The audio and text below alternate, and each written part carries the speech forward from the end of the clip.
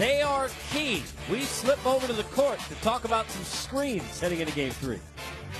Well, as the Cleveland Cavaliers get ready for Game 3, the conversation is slip screens. We know the team likes to switch, but you must switch with purpose. So now we're going to show you a few plays on how you switch if you want to slow down this slip screen. We have the Hall of Famer Dominique Wilkins, Brent Barry, the little fella himself, Casey Stern, and we have our man Justin Kimbrell helping us out. Brent, I'll pass it over to you. Break down to the people what the Cleveland Cavaliers have to do if they want to stop this slip screen. Well, you saw it in Game 2. A lot of opportunities for Golden State with guys just in motion, not ever making contact and getting themselves to the rim. So one of the things we want to talk about with Cleveland is actually defending a screen. Make sure that there is a screen. So let's go through some of those sets and how it is that Golden State got to those layups, especially early on in the first quarter. So come up a little bit. So this is George Hill guarding Steph. Yep. That's going to be... We got over here, Jeff Green is guarding Sean Livingston in this instance. Okay. And we have Draymond Green or Kevin Durant as your playmaker, mostly Draymond Green. And what we're trying to tell people is that now when Steph gives the ball up, George Hill, whoever it may be, guarding Steph Curry, has to stay into his body, because if he's too loose, we know it's going to be a quick step back and shoot the three. Yeah, so the play is this. The ball ends up going to Draymond Green. Dominique, you can come down here at the elbow, which is where Sean Livingston is setting this pick. As Steph Curry is coming down and working against George Hill, we've got Jeff Green extending out at this point, extending out and going to Steph Curry, which is allowing this slippage. Slip right here. Right? You saw that, Neek, with Sean Livingston making the read. Exactly. So the problem is there has to be a screen in order for there to be a switch. Say it again. There has to be a screen in order for there to be a switch. Thank you. And so if we run through it a second time, Draymond Green has the ball. George Hill's guarding Steph. I'm Jeff Green. I'm staying here at this point right here. There has to be contact with the screener. This signals the switch. It is imperative that George Hill now gets below the screen. If he does not get below the screen, this is what Sean is looking for. All right? Now, if he does get below the screen, I can be Jeff Green, and when this contact's made, I can make contact with Steph right away. And see, you stay here. We'll go that back way, one more Get time. that slip there. The problem is, for George Hill, is if I'm Jeff Green and I'm waiting for this, if George Hill comes too quickly to get below the screen, pop back, Steph's going to shoot a three. All right? So this is where the dilemma is. We're going to keep this angle here along the free throw line for you guys to watch this, because the problem is, for this primary defender, you have to get below this screen. And in order to do that, you're going to have to, at some point, give up space and trust this defender. And Brent, talk to people through how you two have to be on the same page, because obviously Steph Curry has the freedom to flare, go under, or set a screen for Livingston to come around. I am the eyes in this point for George Hill as the backline defender, right, Nick? I'm talking to him to tell him what's coming. Yeah, you got to communicate too. You know, as a back defender, you got to let that top guy here know, who's guarding Steph Curry, that the screen is possibly coming. So you got to be able to hear what your teammate is saying and kind of move lateral. You always say, see the man in your ball, and the ball, you have to do that. So when that screen coming, and you're talking about either switching or getting under, when you get under, you got to get your body on this guy so he doesn't slip. So this is what it might sound like, 3D. We the three of us may know this language quite well. We'll do it without cursing. So you get the ball. Ball goes over to the wing. It's caught there. Screen coming, get down, get down, get down. Mine. Right there. Right here. There it is. There it is. Okay? Yeah. That's the way that they're going to have to be in this loud building with one another, connected. It's got to be that kind of communication. The last time, I want to show this one more time. If we can put our angle here with the camera right along the free throw line. This is what makes it problematic for Cleveland. It's really hard for George Hill to get below a screen at the free throw line to make this switch. So the ball goes over. He's got to stay connected with Steph enough to not bounce back. At this point, if I'm Jeff Green, if I go too soon, right? Stay up there, Case. If I go too soon, this is where Dominique is. Sean Livingston, he's in. He's making the dunk. All right? So last thing we're going to say is we're recommending that George Hill, Jordan Clarkson, whoever it is, make sure you stay connected, but make sure you're listening to the backside. Because if you don't communicate, they will get wide open threes. And Dominique, like we come back together here and just talk about it. Dominique, you made come back over here, 3D.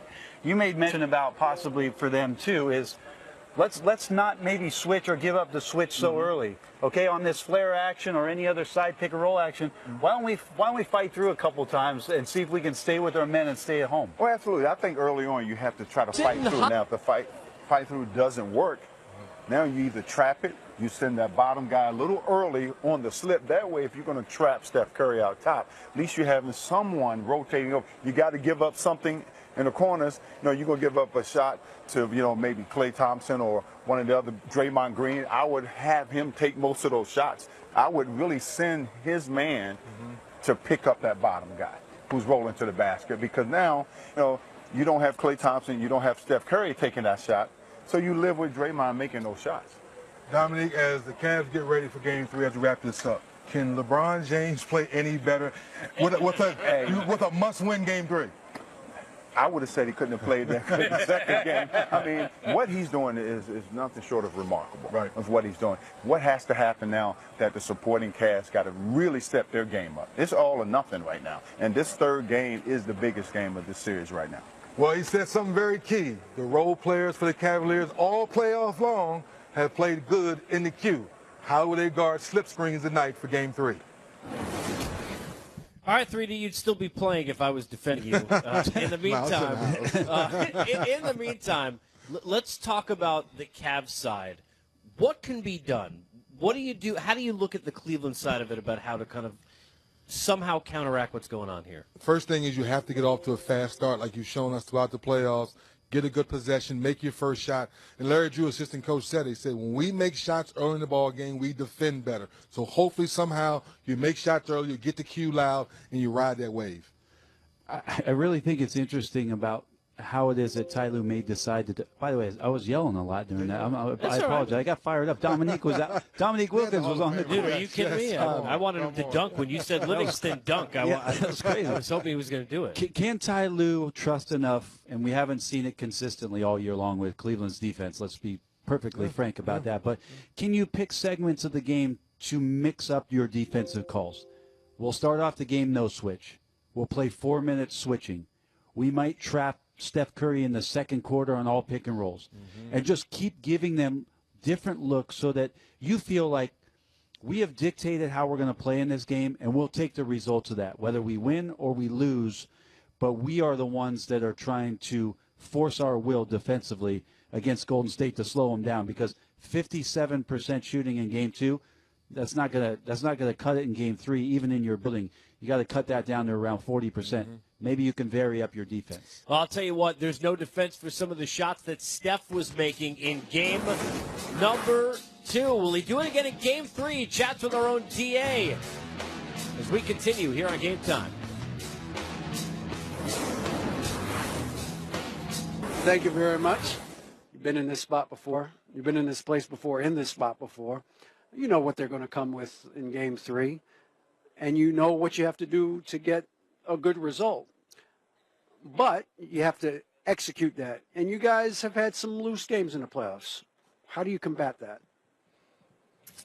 I mean, you got to understand the urgency of the moment. We're in the NBA Finals. We've had an interesting up and down year for a lot of different reasons.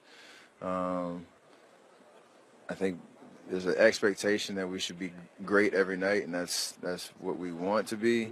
A couple of playoff series, we've dropped the ball, and whether it's a lack of focus to start the game or a lack of intentional energy, whatever the case is, we usually figure it out. I think going into Game 3 is to test our maturity as a team, understanding the opportunity that we have to get Game 3, take complete control of the series, and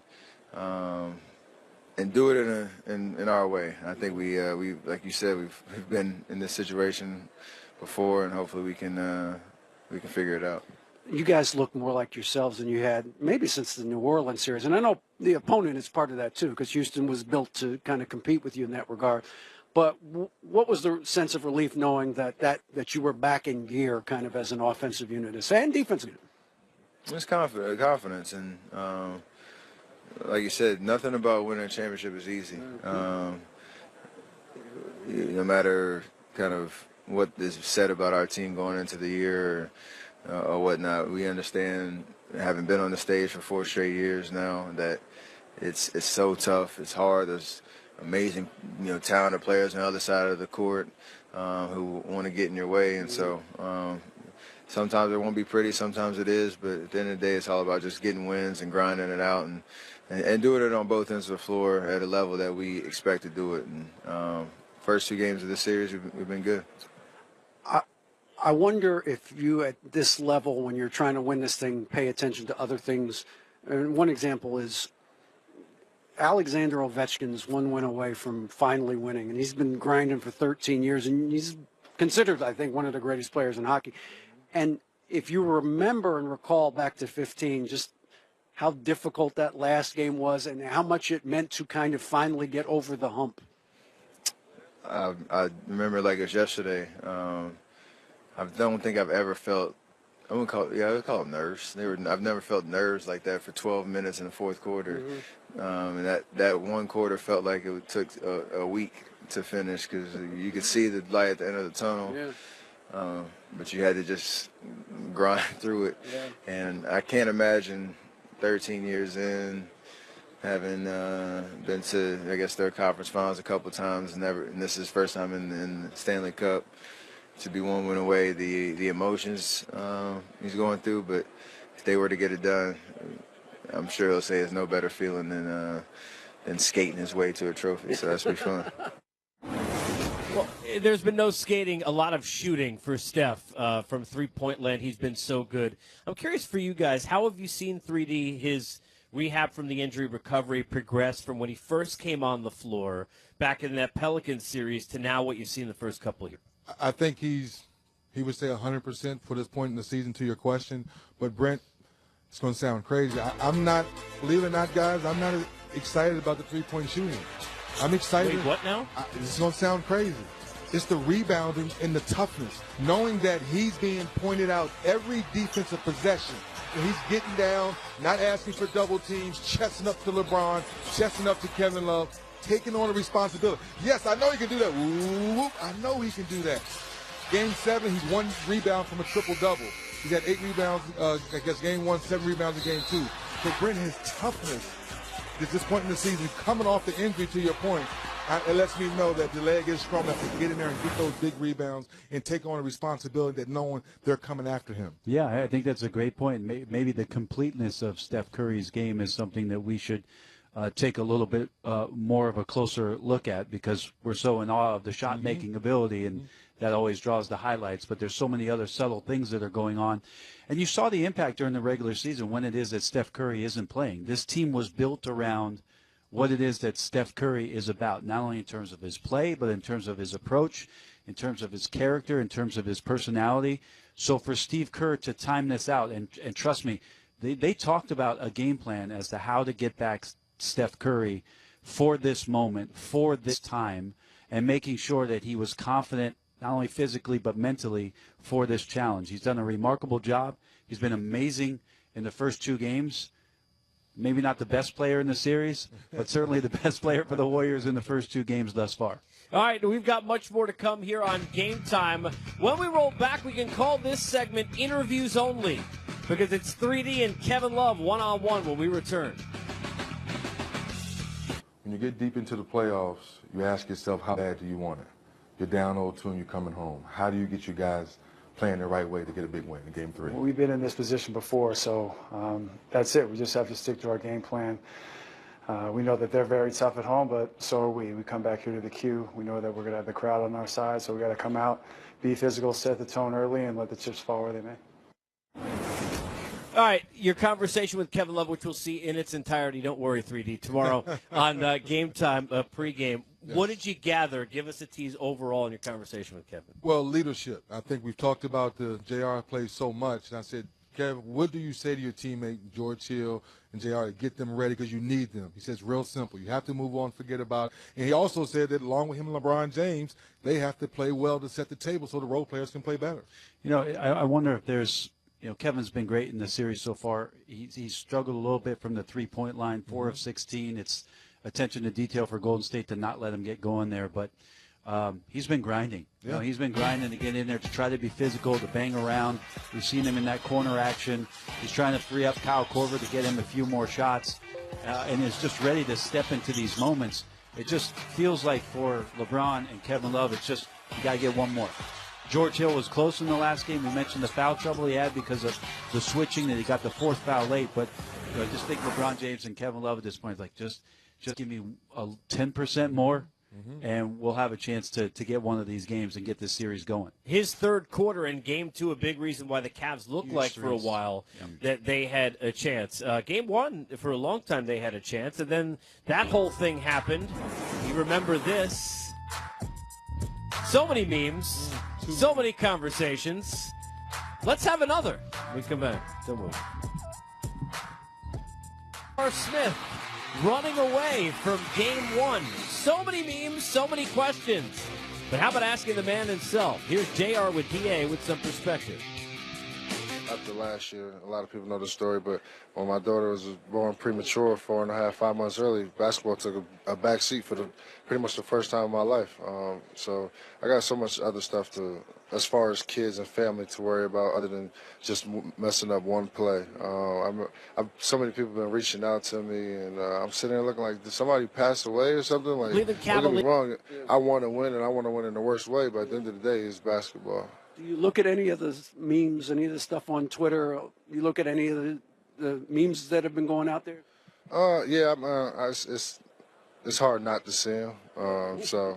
Some of it's funny, some of it's serious. So you got to laugh at it at some point, right? Yeah, for sure. I mean, it was definitely a bonehead situation. But I mean, you got to have fun with it. I mean, if you can't laugh at yourself, then who can you laugh at? You got to love, considering what happened, the attitude and the way that JR is handling it now, better by each day. But we also got to play some basketball. How important is it, Bones, that he has a big Game 3? Game 2, you expected he'd play like George Hill and bounce back. He didn't. Only had 5 points. Yeah, I was interested. I think we all were maybe putting a microscope on J.R. Smith's approach in Game 2 because of the added attention of one play that didn't maybe cost them the win, but it cost them a chance to win in Game 1. And JR, I think, actually did a nice job. He came out early. He was aggressive. He was driving to the hole. He made a floater. And then he resorted back to searching out tough threes, waiting for late possessions, trying to make tough shots.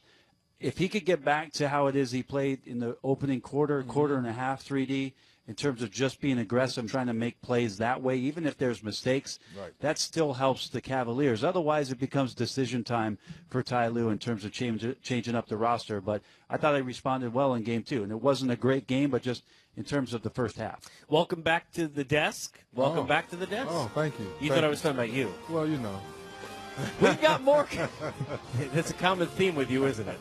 We got more coverage coming up as we continue to inch you closer to game number 3. Cleveland, where are you at?